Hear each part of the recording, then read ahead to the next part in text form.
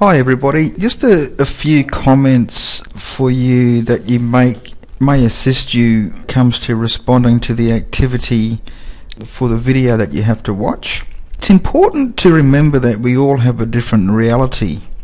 I know that sounds a little bit sort of out there, but it's actually, it shouldn't be. For example, if somebody out there is a Christian, when they say prayer or they go to church, none of us can tell them that they are not communicating with God. In their reality, they are.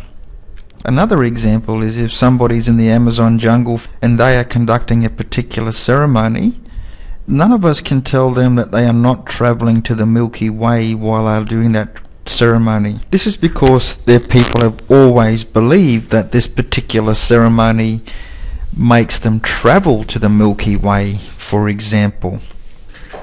So it's very important to remember that we do all have different realities. Scientists may say that we all evolved from monkeys and all walked out of Africa one day. Religious people would say that we were created by God. People from other religious backgrounds from different parts of the world would say, well, hang on a minute, there are 12 gods. Some people will say, well, their God is not a man that lives in the sky, their God is a half man, half kangaroo, for example. Now, none of these beliefs are any more provable than any of the others, because religion is not about proving things, it's about faith, okay?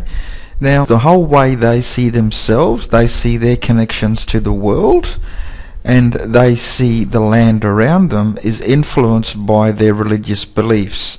And again, these religious beliefs are different to other people's, and that should not be a problem. Okay? Again, what we look at here is power relationships. When we're in a power group, we can automatically assume that somebody else's religious beliefs don't make sense and are untrue without realizing that our own religious beliefs are just as unprovable as the others. Now, Indigenous people, they believe that their creator ancestors came from out of the ground or out of the sea, walked around, created the land, put people on land, gave them languages, gave them culture, gave them responsibilities, gave them laws, put food there, put plants there, put animals. Once these creator ancestors, who were half man and half animal, had finished creating the landscape, they then became part of the landscape. They became a tree or a hill or a waterhole or a cave or whatever, okay? Something like that. A large rock, for example. This means that these creator ancestors are still here today, that they have not left. So similarly, the way that Christians, for example, communicate with God, Aboriginal people also communicate with their creator ancestors, and they do this by conducting songs, dances and ceremonies depicting the movements and travels of their creator ancestors. So Indigenous people don't have any debate about whether they evolved from monkeys, whether they walked out from Africa, or whether they were created by God. Indigenous people accept that their creator ancestors put them here, and they accept that their reason for living is to fulfill the obligations that these creator ancestors had left to them. So Indigenous people around the world have always had their own beliefs about how they got here, and these beliefs impact on how they see land and how they connect with land. Aboriginal people, as I said, believe that their creator ancestors were half man and half non-human, so kangaroo, for example. So what does this do to Aboriginal people? Well, automatically this connects them with the non-human world because their creator was half human and half non-human. So this then means that Aboriginal people will see things such as waterholes, trees, hills and rocks as their family, as their kin, because they come from the same creator, ancestor. And this of course means that where somebody who is not Aboriginal sees a waterhole or a hill, will only see a waterhole or a hill. An Aboriginal person may see a creator ancestor that is still alive today. So again, we get back to the notion that we all have different realities, and those different realities determine the way we exist in the world and how we see the world. So when Australia was settled, it was done so under the premise of terra nullius. This of course that Aboriginal people were not recognised, they were completely ignored. The Constitution of Australia, in fact, only made one reference to Aboriginal people, and that was of exclusion. What happens when Indigenous lands are colonised is that Indigenous people become powerless. They live as their colonisers allow them to live. Now, Indigenous Australians at the time of colonisation were not identified, they were not recognised, hence the term terra nullius. Terra nullius was the legal reality in Australia until the early 1990s, when Eddie Mabo and the strong support of his white Australian lawyers dismissed legally the concept of terra nullius. So up until the early 1990s, legally Australia was terra nullius at the time of colonisation. Because of this legal situation, it impacted on Aboriginal people doing things with their land and natural resources, because, as I said, the legal position was, well, it is terra nullius. You haven't proven any ownership to land as yet. And of course, as I said, that was dismissed through Mabo. And a very important thing to point out here, and I will make this point very early on, is that without the dedicated voluntary support and commitment of white Australians, Indigenous Australians would probably still be struggling for equality and basic rights.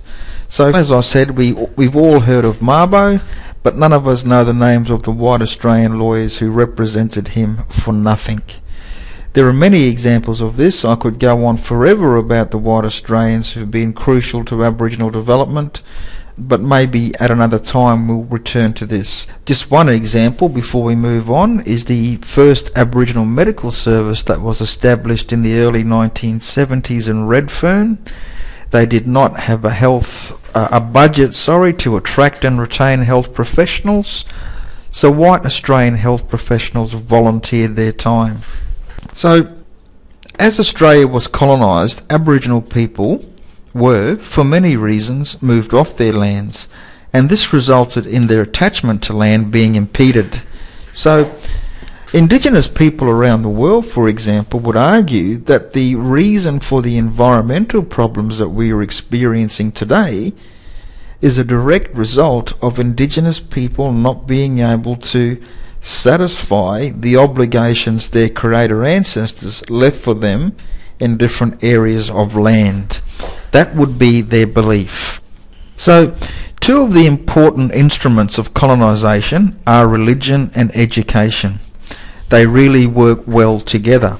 So, for example, when Australia was colonised, their religion was not recognised, and so the government, in conjunction with the missionaries, went about saving Aboriginal people. And this was about making sure that when they died, they would go to heaven. Okay? So, because the religious aspects of Indigenous society were so strong and at the core of everything, culture, identity and everything, attempts to move Indigenous people away from that religious belief actually assimilates them into a Western view of the world. And this is what happened with religion, as Indigenous people were systemically forced into religions that were not their own. This was also the case with the education system. The education set about teaching Indigenous kids that there was one way of doing things and this was the Western way. Anything outside of that was considered inferior and was not seen as serious. So both were used to disconnect Aboriginal people from the land. A key aspect of colonisation in Australia, as I said, was saving Aboriginal people. And of course, it was learnt later that Indigenous people were among the most religious people in the world, because everything they did was determined by religion. Where they hunted, when they hunted, how they hunted, and how they distributed the meat from their hunts were all determined by religious beliefs. And by the way, I forgot to point out earlier that those trees, rock holes and caves and so forth that the creator ancestors became after they created the land are what we know today as sacred sites. Okay? And it's also important to point out that when private construction companies do work on or near those sacred sites and those sacred sites are damaged, those companies are fined, but the fine goes to the government. It doesn't go to Aboriginal people. So education was used to assimilate Aboriginal people, to teach them how to think, how to act, and how to be white Australians. Small children were removed from their lands and sent to schools with the intention that they would forget about their backgrounds and their histories and their families and just become totally absorbed into white Australia. So the thing I want to point out very, very clearly here, and I will only mention this once, is that indigeneity and Indigenous disadvantage have nothing to do with physical characteristics such as skin colour. Native Americans, for example, the Sami people, for example, the Ainu people, who were the indigenous people of Japan, all have fair skin colour. Indigenous disadvantage is related to destruction of language, destruction of culture, removal from land and family. Okay, nothing to do with physical characteristics. If it was, the Native Americans, the Sami and the Ainu would have no problems. So it's also important to point out that Western education is only one form of education. Indigenous societies all around the world have always had their own education systems. For example, Indigenous people may just look out the window and say, yes, the colour of those leaves, the presence of those insects, the presence of those flowers, all of this indicates that it's a good time now to go and catch salmon. Okay? So all of this was education that people applied to their daily lives, and their education developed further and further as they went through ceremonies. Which takes me to another point. Traditionally, the term elders was never used solely on the basis of age.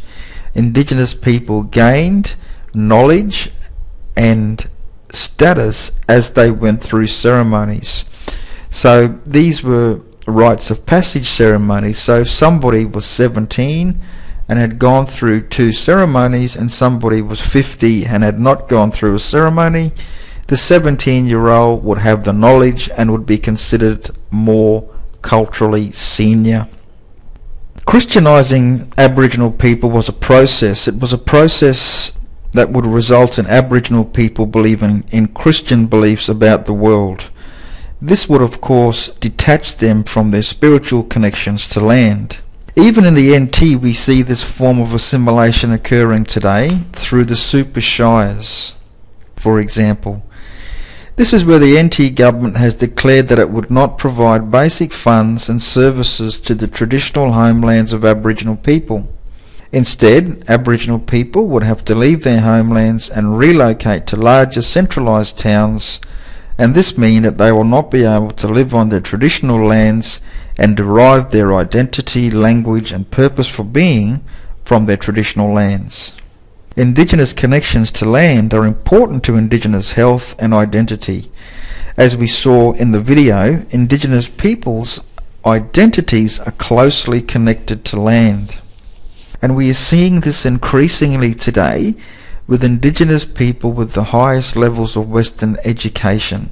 These people are no longer referring to themselves as Aboriginal, Indigenous or whatever. they are rejecting those labels and are saying that, for example, they are an Illawarra man or they are a saltwater man. Though the way they identify is closely linked to their land. Okay, so hopefully these few comments will help you think about the activity you have to do for activities 1 and activity 2.